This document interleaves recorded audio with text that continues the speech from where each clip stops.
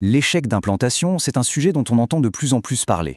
C'est un moment absolument crucial, mais qui reste souvent invisible dans le parcours vers la parentalité.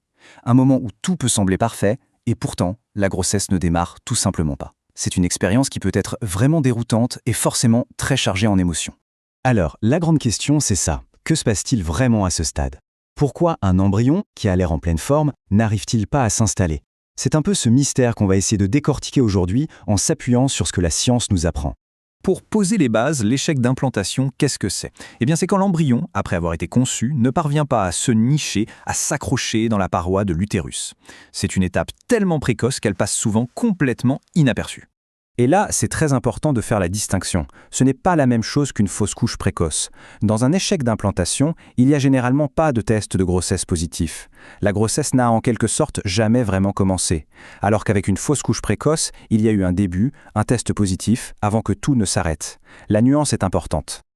Ok, alors avant de se pencher sur les problèmes, regardons un instant comment ça se passe quand tout fonctionne. C'est une mécanique d'une précision assez incroyable, une véritable chorégraphie biologique. On aime bien parler d'un dialogue, c'est une très bonne image, parce que l'implantation ce n'est pas juste l'embryon qui vient passivement se coller à une paroi, non, c'est un véritable échange de signaux chimiques, une sorte de conversation moléculaire entre l'embryon et la muqueuse de l'utérus, qu'on appelle l'endomètre. Et cette conversation, elle se déroule un peu comme une pièce en 3 actes. D'abord, il y a la position. L'embryon arrive et prend contact, tout en douceur. Ensuite, l'adhésion. Là, il s'ancre plus fermement. Et enfin, l'invasion, c'est l'étape la plus spectaculaire, où il s'enfouit littéralement dans la paroi pour se connecter au système sanguin. Mais attention, tout ça doit se passer dans un timing parfait. L'utérus n'est pas accueillant en permanence. Il n'est prêt à ce dialogue que pendant une très courte période. La fameuse fenêtre d'implantation qui ne dure que quelques jours dans le cycle. Si l'embryon arrive trop tôt ou trop tard, la porte est fermée. Bon, maintenant qu'on a vu le scénario idéal, venons-en au cœur du sujet. Pourquoi parfois ce dialogue si délicat n'a pas lieu ou est rompu? Pour y voir plus clair, on peut utiliser une analogie assez simple, celle du jardinage. Pour qu'une plante pousse, il faut 3 choses. Une bonne graine, un bon sol et un bon environnement.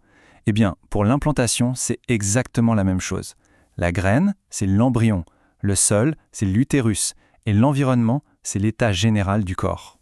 Commençons logiquement par la graine. Que peut-il se passer du côté de l'embryon lui-même? En fait, la cause la plus fréquente, de loin, vient de l'embryon. Il peut présenter des anomalies chromosomiques, c'est-à-dire des erreurs dans son code génétique. C'est un peu comme un